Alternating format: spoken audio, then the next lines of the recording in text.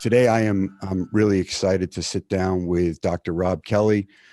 Dr. Robb Kelly is an addiction specialist. He's recovering from substance abuse himself. I often will tell you guys before an episode to maybe grab a pen and a pad and sometimes grab a tissue box. In this case, grab both and a seatbelt because we're going to go for a little ride here with Dr. Kelly. Good afternoon, sir. How are you? Charlie, I'm doing absolutely amazing. It's been a great day so far, and I know during this show it's going to get even better. Yeah, thank you so much for coming on and sharing your story and your perspective. I mentioned before you came on, you share two qualities of my guest. One, you've got a great story of overcoming adversity, challenges, and change in your own life, and you've developed quite a reputation for helping others do the same. So, I noticed the accent, although you might be in the Texas area. That's not a Texas draw. So, can you maybe share and start kind of at the beginning for our listeners as to where you come from, sir? Yeah, well, I'm from Manchester in England. I was born there. I stayed there till I was about 15, 16, went down to Oxford, got educated, stayed around London, back to Manchester for several years, and then over 14 years ago to Dallas, Texas, where I stayed for 12 years. And 5, 6 years ago, I met my wife, current wife, and we moved to San Antonio, kind of semi-retire and take it easy. But it's the busiest we've ever been. Amazing. I mean, what was childhood like for you, Dr. Kelly, in England, growing up there? There's a lot of childhood trauma back in Manchester. I come from a poor family, kind of not broke, but my mom and dad. My mom was a cleaner, and my dad worked for the local gas company. So we did okay. I mean, it was always food on the table. It was always a nice, rented house. And very clean. But I went through a lot of trauma as a child, which obviously I know today has a massive effect on the addicted brain, because the addicted brain with alcohol is different to the normal brain. I grew up probably loved to bits, although I didn't know it then. Yeah. But yeah, just a kid getting through. Never fit in anywhere though, Charlie. Never fit in. Never thought I was good enough. Always the guy at the back of the class trying to hide away. That was me. Yeah, let's talk about that because I share that history with you. So I was violently abused, as my listeners know, from the age of 5 until the age of 20. My father at the age of 20 had a 45 caliber pistol to my head, and so my trauma set a the lenses I saw life through were very trauma impacted, and so I saw fear, I saw worry, I saw anxiety, I saw a lack of safety, and like you, what I really want to talk about is that feeling, because I think.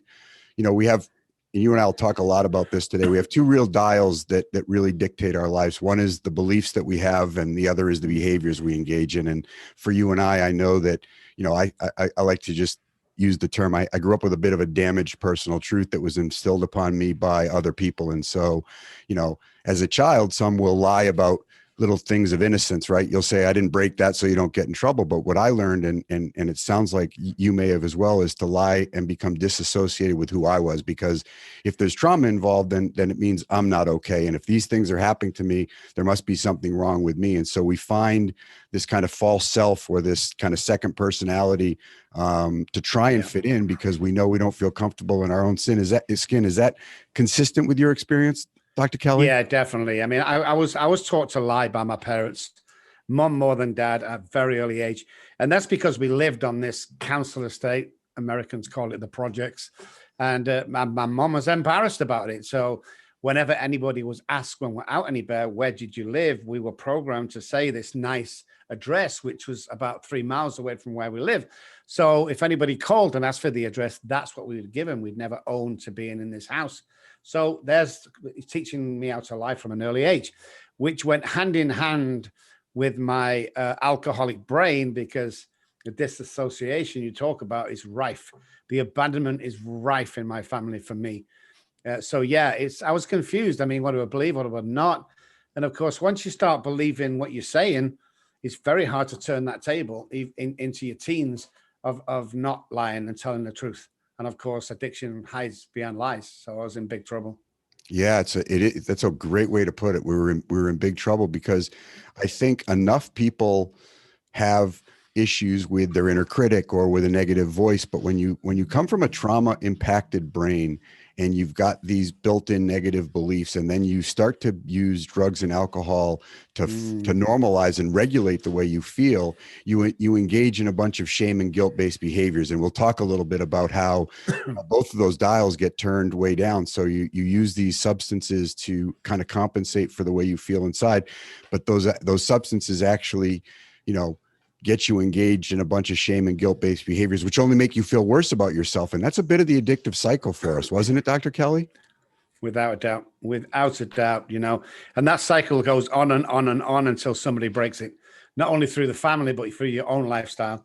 And at the beginning, you can't really tell, because when you're brought up in this traumatic, and just let me define trauma for a second, because please, I know what parents are thinking right now of their children. There was no trauma in my house. How dare you say that, Dr. Robb? It's just, listen, with the addicted brain, this is trauma. So let's got the addicted brain and the normal childhood brain. Normal childhood, mom says to son, get down off the chair.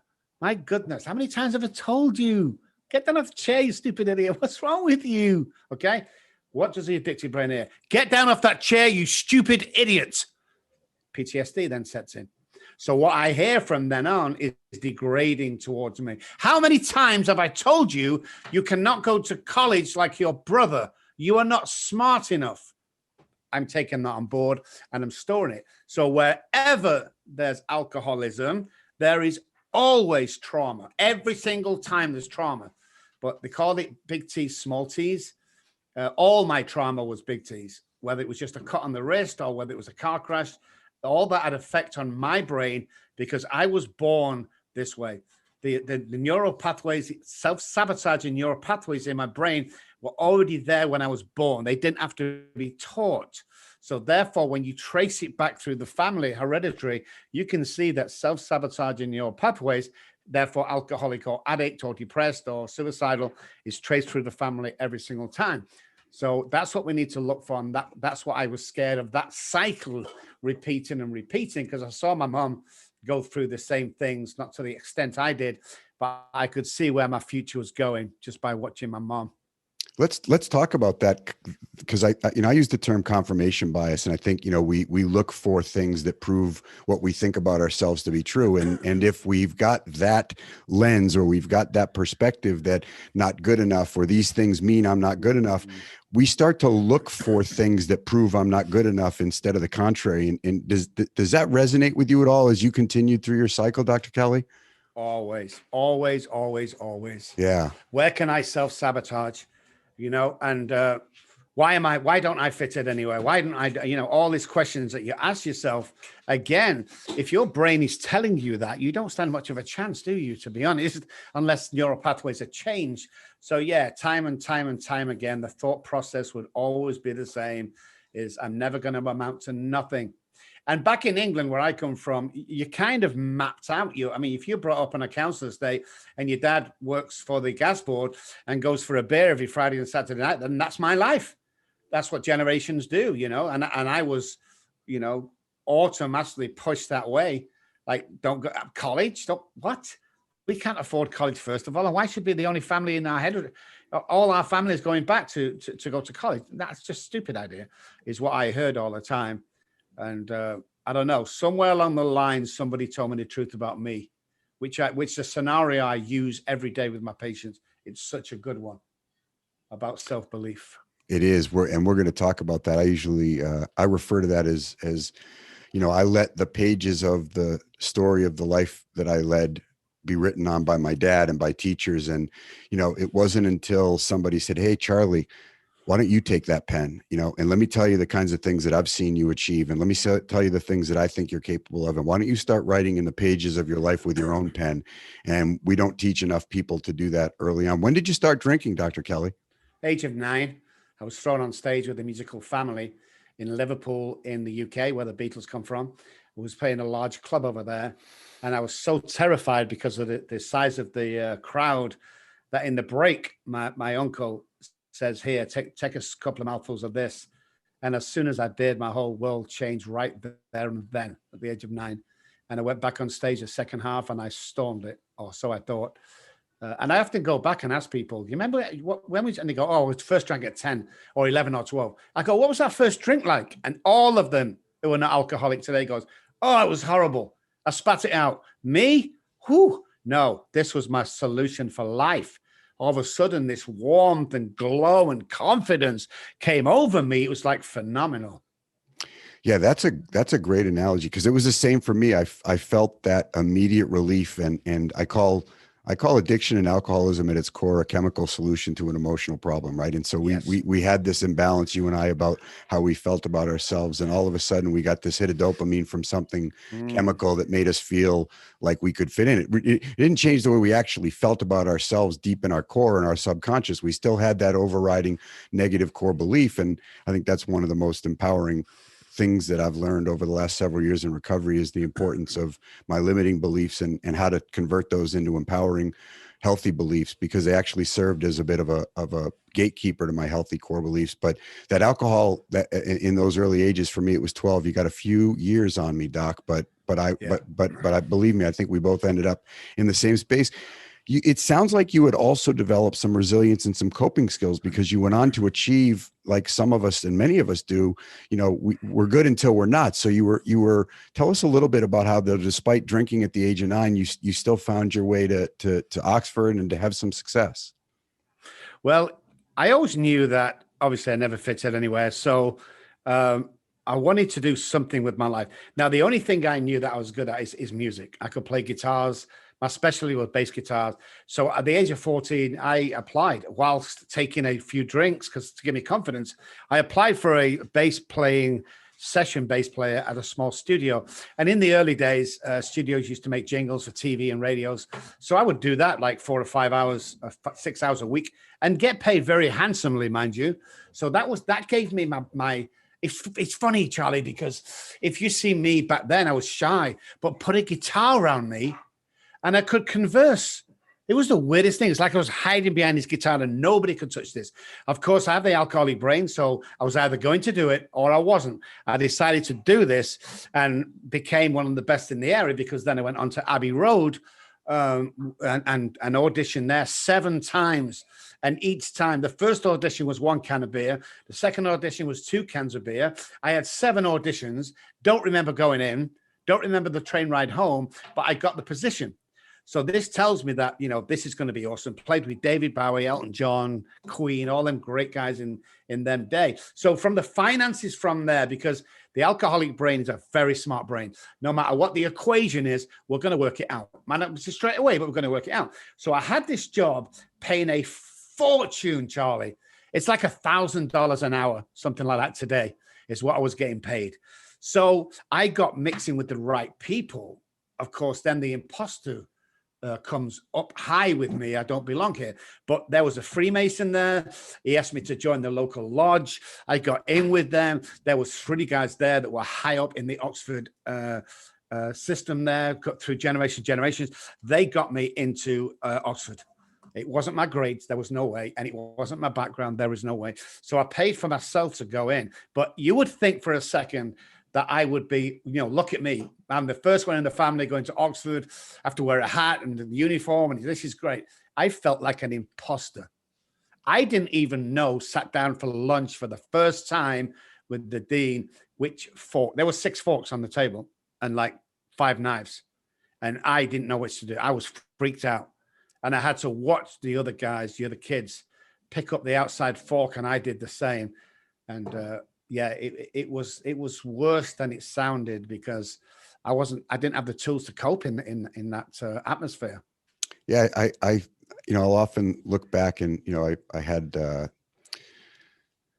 prior episode with Tony Mandarich, who was the number 2 draft pick in the NFL draft in 1989, and like you, he set his mind to becoming a college football player and was recruited by Michigan State. He set his mind to become an NFL player, and the same exact philosophy of imposter syndrome, not good enough.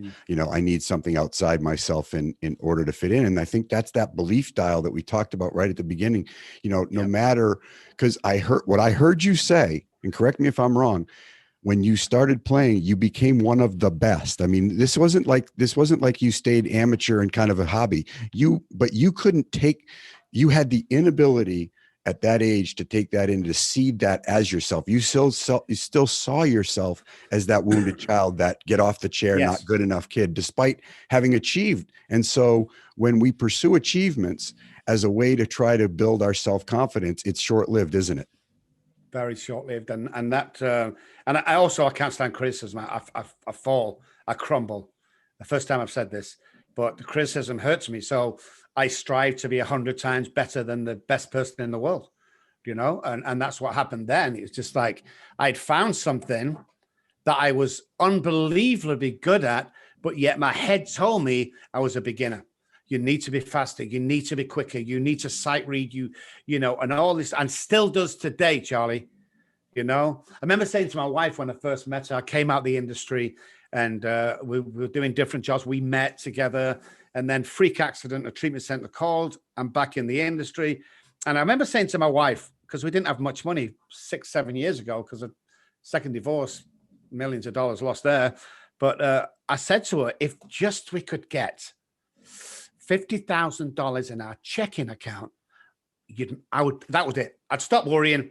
So when we got 100 grand in, I said, if we just had 200, like 200, I would not worry about when 200 happened.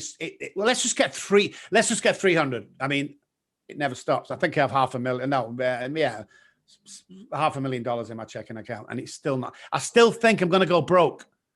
Yeah. I know. And my guys laugh at me and go, are you crazy? No, and $10 goes out my account. I'm writing checks all over the place in cash for people that I love and are trying to get back, one parent families all the time. But take $5 out my account and I don't know where that's going to, that will keep me up all night.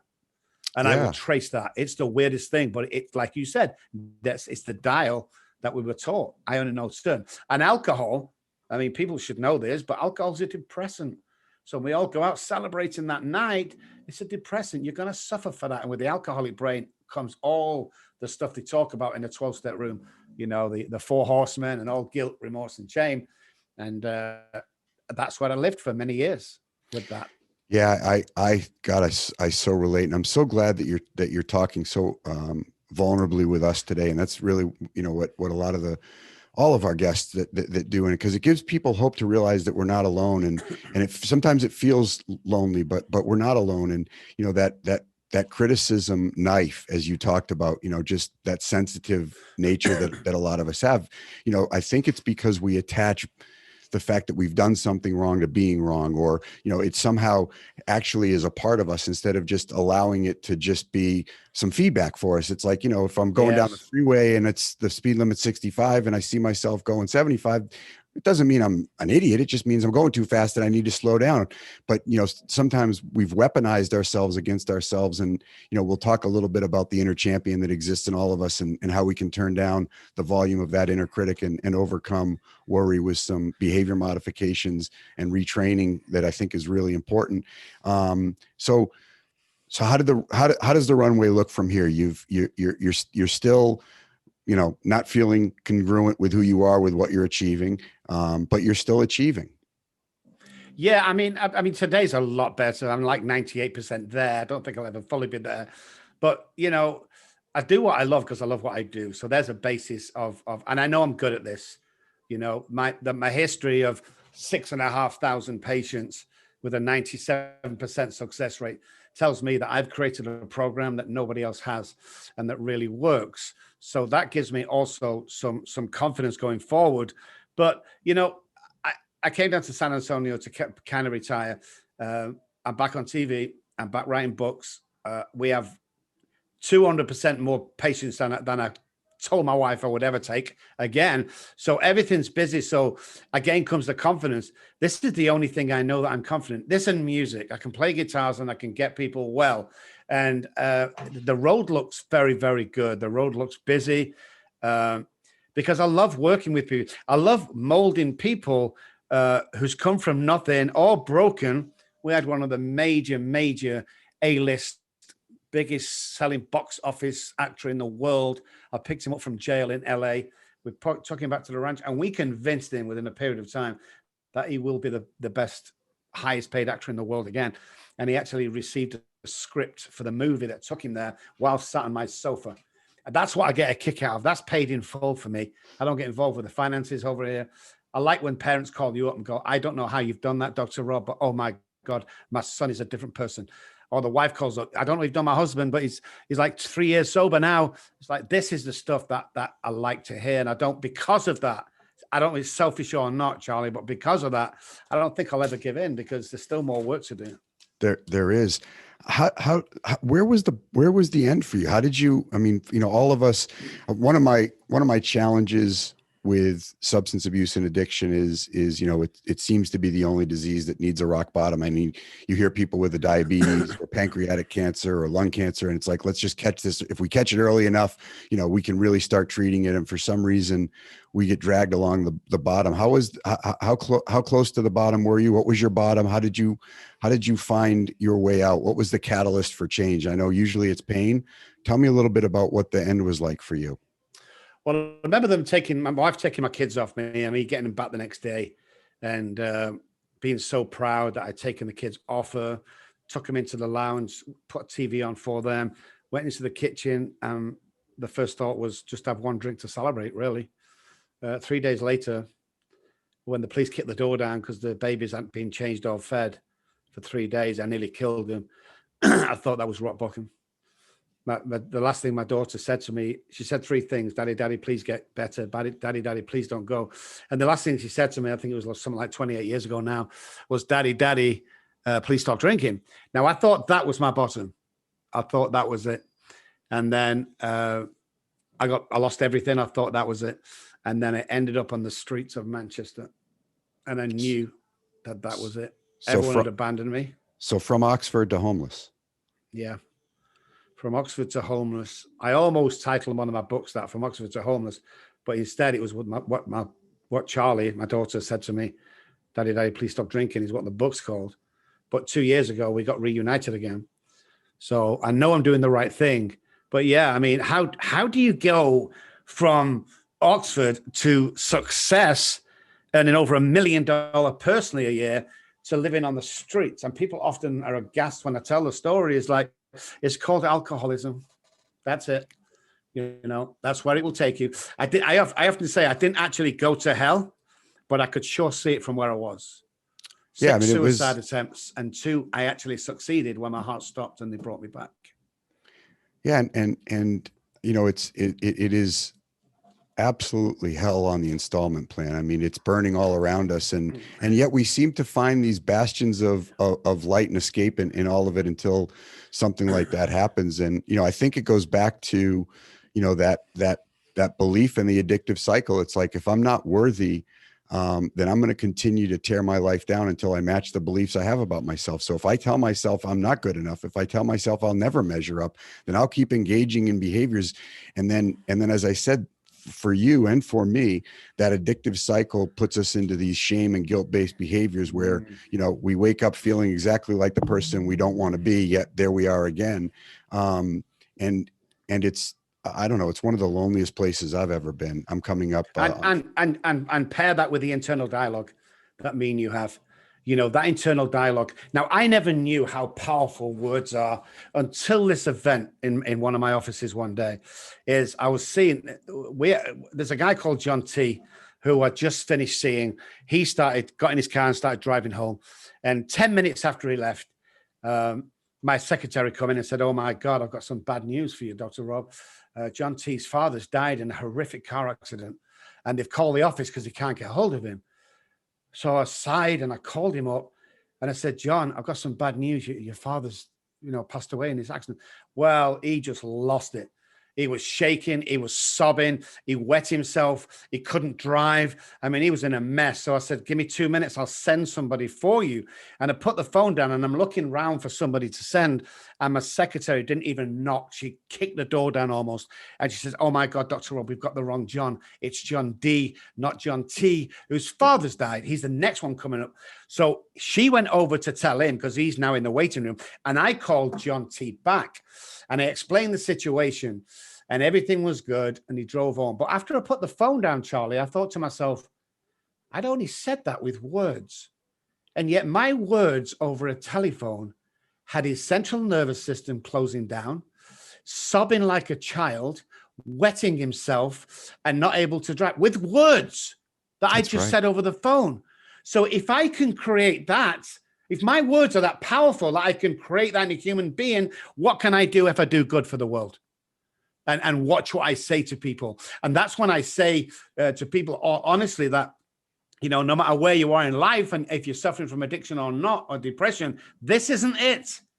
You know, this isn't it. This is a trial that you're going through. Because I look back at my homeless days, and at the time I hated everybody. I was abandoned, Charlie. I used to call my mom when I begged for 10 pence. I'd put the 10 pence in the box and I'd go, hey, hi, mom. And she'd put the phone down because she was told to do that. The abandonment was rife. And I honestly thought I was going to die on the streets. And if anybody's listening out there and they're in a situation where they don't think life's fair or they're not getting a fair break, listen, this is not forever. You're going through a period which you're going to learn and move on because somebody up there, higher power, God, whatever, universe, has a different plan for you. That's what happens. Look at everybody that's successful. They can talk about the stuff they went through, the failures they went through. All the major rock stars I've worked with all been kicked out the offices of record companies saying, you'll never make it. It's self-belief. What you can visualize in your head, you can hold in your hand. And I want to say something. If you don't think you're good enough right now, and if you don't think they're going to do anything, and if you think that you'll never amount to anything, I want to apologize to you guys because somebody's put that there. We're not born this way. Think when you was a child, I want to be a fireman, I want to be an astronaut. We need to get back to that thought pattern. You know, we need to realize that today could change your life. I got me and a friend were looking at a photograph the other day, about a year ago, and he goes, oh, have you seen this photograph? It was 10 years ago. And there's me and him like, we went, oh my God, look how thin we were. Oh my God, look how good looking we were. Oh, hey, Johnny, those were the days, weren't they? And I stopped when I said it and I thought, at the time, we didn't know those were the days, did we? What if today's one of those days? And that's what I tell my mate. Yeah, that's what I told my patients to do. This is the day you're going to look at. Cram as much as you can. Go for that job you shouldn't really have. Drive that car you shouldn't really be driving. Go and ask that girl out. Live for today. Do the right thing. Help people. Compliment. You know, be good in life. At the Good Samaritan daily, and your life will take off. But belief. Self-belief, everybody's got it. If I can come from homeless to where I am, they call me one of the best minds in the modern addiction world. What can you do? Because I'm Mr. Nobody over here, guys. I wish I could tell you that I'm this clever, but I'm not. It's just self-belief. What was so, you know, I think a lot of people will want to know the answer to this question, and I'm asked it often. So, because many feel hopeless, you know, many aren't even homeless, but yet still feel hopeless. And I know for me, I needed a shimmer of hope in order to turn the page. And so what was the ray of sunshine that you held on to? What was the catalyst for you to say, I've got to change something and I'm going to change something? Well, remember, I'm on the streets at the time, Monday morning, 2:30-ish. I had a huge spiritual awakening. A guy come around the corner. I asked God for help. I said, if there's a God up there, I can't do it myself. I can't do it on my own anymore.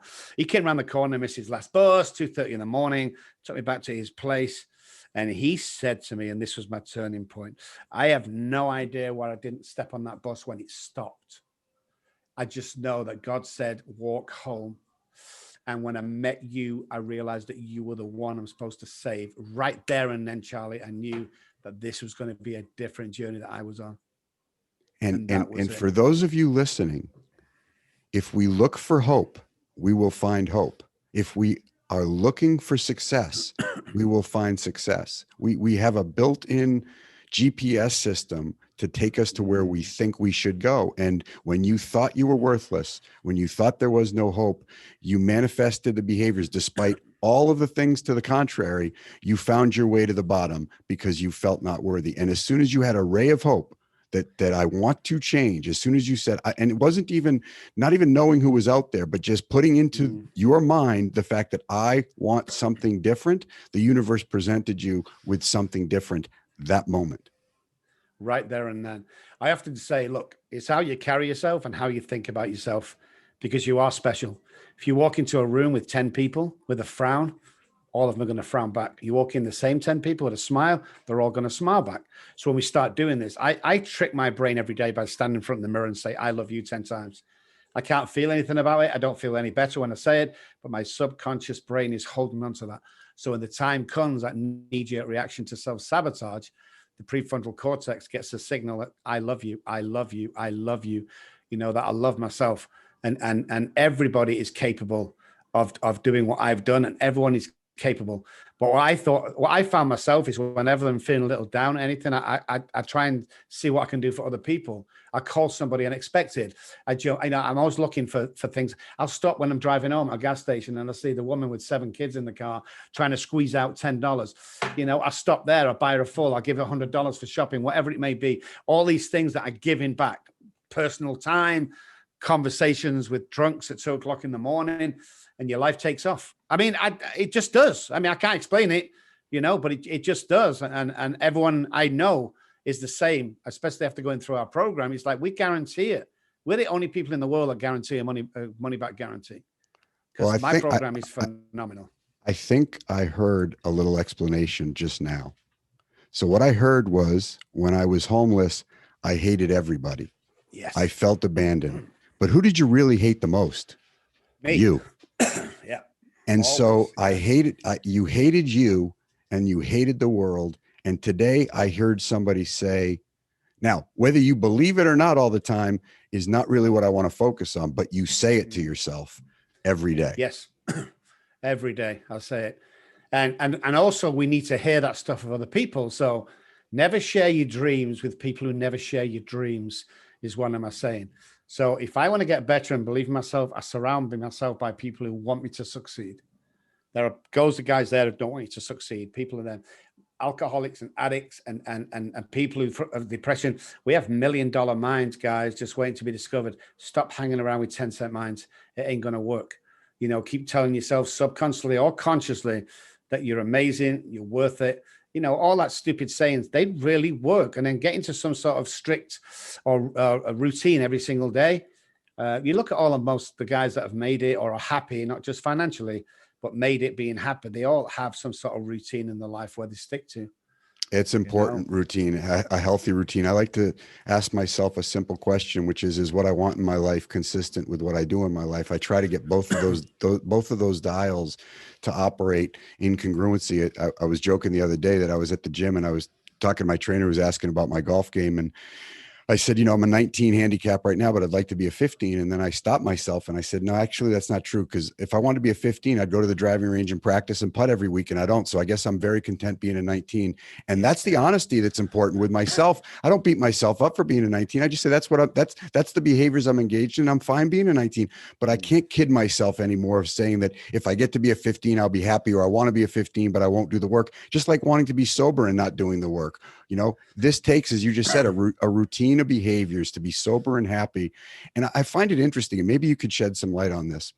Why are we so apt to listen to our inner critic? Why do we think it's okay to say, I'm not good enough, I won't amount to anything, they're better than me? And we find it so difficult to embrace that inner champion. It feels conceited to people, or it feels like you said, I'm tricking myself. I mean, aren't we tricking ourselves when we say I'm not good enough in a negative way? Why are we so resistant to tricking ourselves or believing in ourselves versus not believing in ourselves? It's childhood, what we're fed as a child. How we were raised, what we're told as a child becomes our belief system. And then as we go through life, especially of the self-sabotaging brain, I'll find any excuse to get out of that. I'll find any excuse to self-sabotage. So that's played over and over again, because all I have as a measuring stick is what my parents told me, what most of the kids in school who didn't really buy into anything I did told me. So when I come to my teens and my 20s, that's the only thing I know. So it becomes a defense mechanism. Hey, Rob, do you want to go and try this? Oh, no, I'm okay. Why? I can't do it, so I'm okay. So that defense mechanism becomes something to hide behind on a daily basis, and it feeds into everything we do. Unless there's a break in that chain, your children will suffer the same, period. So we have to really make sure, and there's still a lot to find out about addiction and depression, and there's more of the brain to find out. But I've studied the latest brain science. We only know about 10% right now what's going on. but we always have to watch that internal dialogue. But we need to hear it back. I remember walking past the kitchen a year ago or something, and I heard my nurse and my psychotherapist who just started there, and they were talking, and the psychotherapist said to the nurse, "Did you see what Dr. Robb just did then with that patient? He went in suicidal, he's come back out, he's whistling, he's in a happy mood. He's absolutely amazing." And the other girl said, the nurse, "Have you told him that?" And she said, "No, he already knows." I don't know. I don't know if nobody tells me. And I think that in life, that's what we need to take and run with, is the person you're going to speak to at the store, the girl you're going to go, "Hey, looking good," or whatever it may be. You don't know the ripple effect that has, not only on the person you're talking to, but then they go on to speak happily to somebody else and then somebody else. So that's a great way, not only because if I compliment somebody, dopamine's released into my brain and I like that, but then you make their day and go on and go on. And the more we do that, the more we start to believe that, hey, that was a lie, that I'm not good. I'm actually good enough. It was only 18 months ago, Charlie, that I was doing a talk in California, and there was 1,000 people there because fire security, they had to click them in. Exactly 1,000 people there.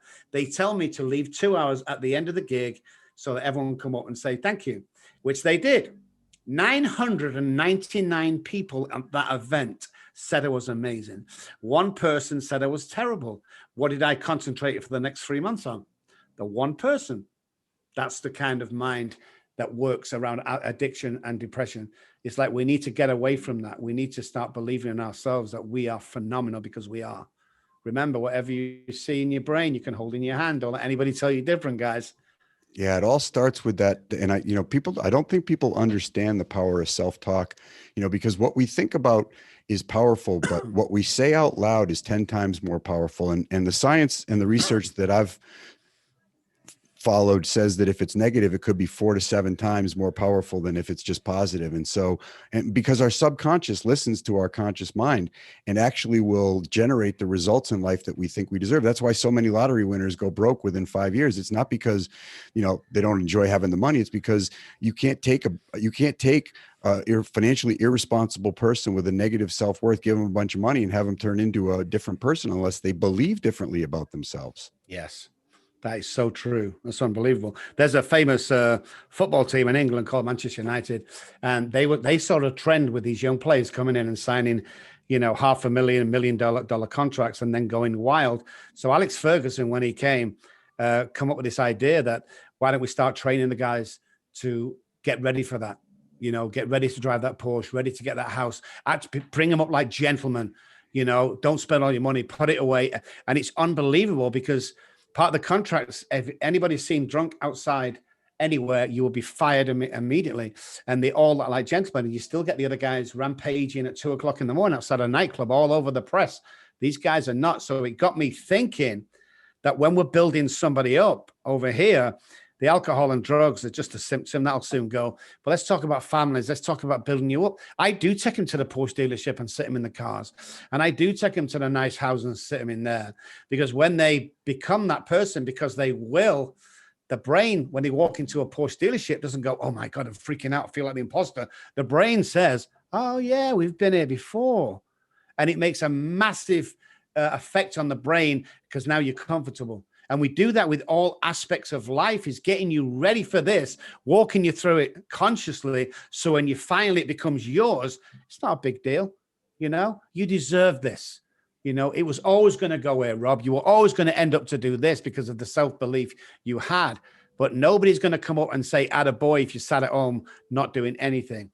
You need to make a difference. Yeah, I think that's the second dial. So now we've talked about, turning up the dial on our beliefs and actually generating the image of ourselves that will serve the goals that we have. And I'll tell you a quick story.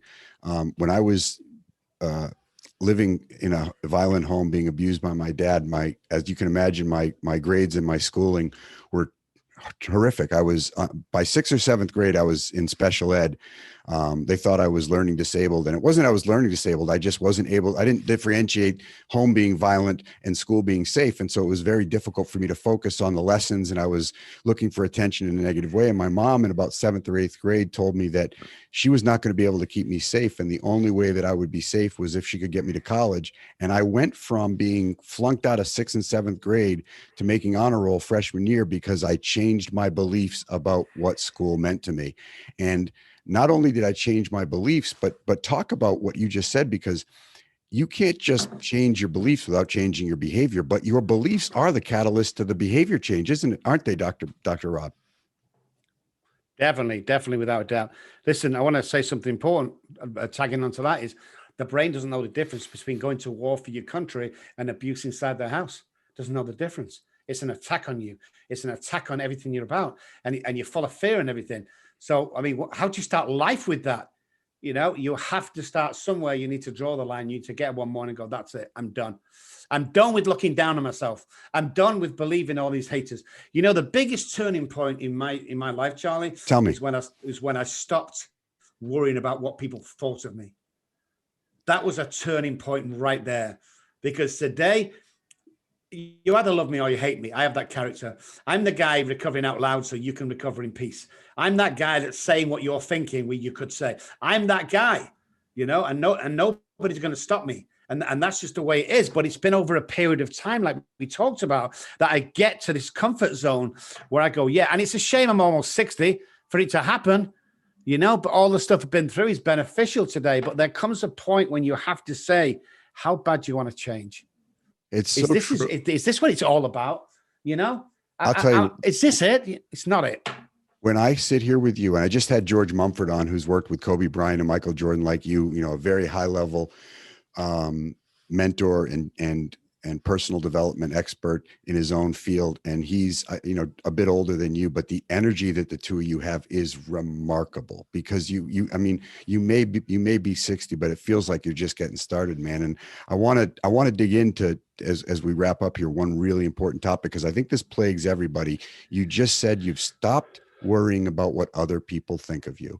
I have a theory that what other people think of me is none of my business unless I think it about me. You know, if somebody were to sit down, look across from me right now and say, you know, Charlie, you look really stupid with that orange curly hair, it would affect me not at all, because I don't have orange curly hair. And so it would bounce off of me like a ball. But if somebody were to say, you know, Charlie, your podcast is really stupid, and I felt I wasn't doing a good job on this podcast, I'm sure, like the one person who didn't thank you, that I would latch on to that, because if I believe it about me, then it must be true. And so and I think, so this really speaks to the real antidote for not worrying about what other people think about us, is really dialing up our own beliefs about us, isn't it?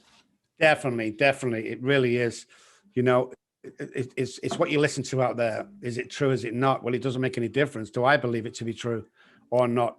And that's the main thing, is like, you know, I'd go out, make sure my hair's okay, especially TV, or in a club somewhere, make sure my trousers are okay. Am I wearing the right socks with the shit? Nobody cares. Nobody cares, guys. Everyone's got their own problems going on. I'm not going to, oh, look at Dr. Robb. He's just walked in the room. Look at them shoes. Oh, God, they match their socks. Them socks. Nobody cares. So when you start feeling that, it's the most powerful thing in the world, guy. It really is. Because I used to walk into a room and go, oh my God, I wonder how many like me. Today I walk in the room and go, how many people do I like in this room?